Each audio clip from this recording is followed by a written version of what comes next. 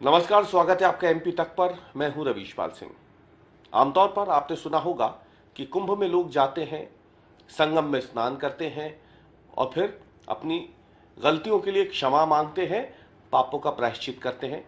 कहा जाता है कि कुंभ में संगम में स्नान करने से पाप भी धुल जाते हैं। लेकिन इसी कुंभ में, जो कि प्रयागराज में इन दिनों लगा हुआ है, जिसपे करीब 50 करोड़ लोग अब तक शिरकत कर चुके हैं, स्नान कर चुके हैं, भोपाल देहात क्षेत्र से एक आरोपी इसी प्रयागराज कुंभ में जाकर छुप कर बैठा हुआ था, साधु का भेष बनाकर। अब साधु का भेष बनाकर ये आरोपी जब छुपा हुआ था तो इसको पकड़ने के लिए भोपाल पुलिस को भी साधु का भेष बनाना पड़ा और जाकर के इस आरोपी को पकड़ा गया।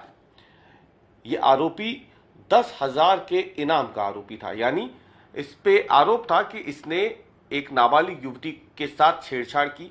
इस छेड़छाड़ से परेशान होकर नाबालिग युवती ने आत्महत्या कर ली। पॉक्सो एक्ट के तहत इस आरोपी पे केस दर्ज हुआ, लेकिन बाद में यह आरोपी फरार हो गया। मालूम हुआ कि ये प्रयागराज कुंभ में साधु का भेष बनाकर रह रहा है। पुलिस भी साधु का भेष बनाकर इस अंडर कवर ऑपरेशन को अंजाम देने में जुट गई और आखिरकार इस आरोपी को पकड़ने में पुलिस कामयाब भी हो गई। पूरा मामला क्या है, अब हम आपको वो बताते हैं। दरअसल भोपाल के सूखी सेवनिया थाना क्षेत्र में 31 जनवरी 2025 को एक नाबालिग युवती की आत्महत्या का मामला दर्ज किया गया। पुलिस ने तफ्तीश शुरू की तो मालूम हुआ कि युवती के साथ एक युवक जो है, जिसका नाम नितेश कुमार दुबे बताया गया, इस युवक ने छेड़छाड़ की थी। जब पुलिस ने इस युवक की तलाश शुरू की तो युवक फरार हो गया। पुलिस ने जो तकनीकी साक्ष्य थे उसके आधार पर आरोपी नितेश कुमार दुबे के खिलाफ कई धाराओं में मामला दर्ज किया। पुलिस ने नितेश के खिलाफ धारा 107, 74 बीएनएस और पॉक्सो एक्ट के तहत मामला दर्ज किया। पॉक्सो एक्ट इसलिए क्योंकि जो युवती जिसने आत्महत्या की थी उसके साथ जो है वो इस युवक ने छेड़छाड़ भी की थी, इस आरोपी ने। अब पुलिस ने जब इस युवक की तलाश शुरू की तो युवक तो फरार हो चुका था। तो ऐसे में जो देहात एसपी हैं उन्होंने इसके खिलाफ करीब 10,000 रुपए का इनाम घोषित किया। प्रमोद कुमार है देहात एसपी भोपाल के, उनके कहने पे इस युवक के खिलाफ या इसकी जानकारी देने पर 10,000 रुपए के इनाम की घोषणा की गई। इनाम की घोषणा जो है वो काम भी कर गई और फिर पुलिस को मालूम हुआ कि दरअसल युवक जो है वो बिहार के कैमूर जिले का रहने वाला है। इसी कैमूर जिले में एक गांव है अलीपुर, यहीं पे ये युवक रहता है। ये पुलिस के लिए एक बड़ी लीड थी। इसके बाद पुलिस की एक टीम, जिसमें महिला अधिकारी भी थी, मध्य प्रदेश पुलिस के, भोपाल पुलिस के, देहात पुलिस के जो है जवान भी थे।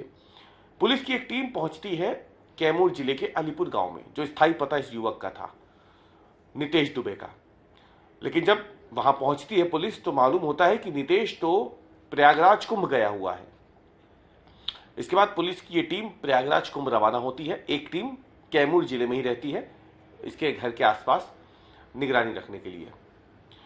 जब प्रयागराज कुंभ पुलिस पहुंचती है तो वहां तो लाखों करोड़ों लोग हैं।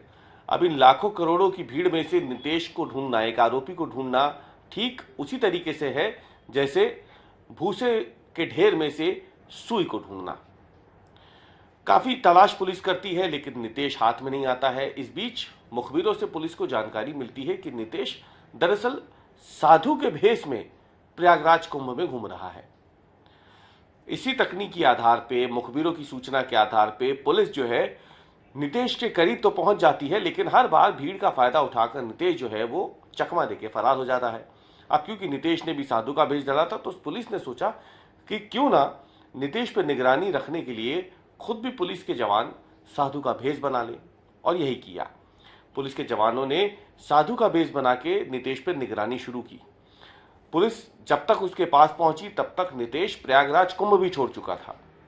इसके बाद पुलिस की एक टीम प्रयागराज कुंभ में रुकती है, नितेश की लगातार तलाश करती है। हालांकि उसे सूचना मिलती है कि नितेश वापस कुंभ से निकल के अपने गांव की ओर जा रहा है।